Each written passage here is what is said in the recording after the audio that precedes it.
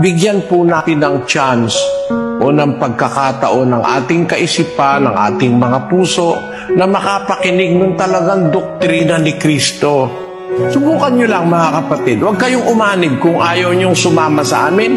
Huwag kayong aanib. Makinig lang po kayo para matulungan namin kayong huwag kayong madaya, huwag kayong maligaw, para huwag tayong matulad doon sa mga taong hinuhulaan sa Biblia na magpapakasama pa ng magpapakasama.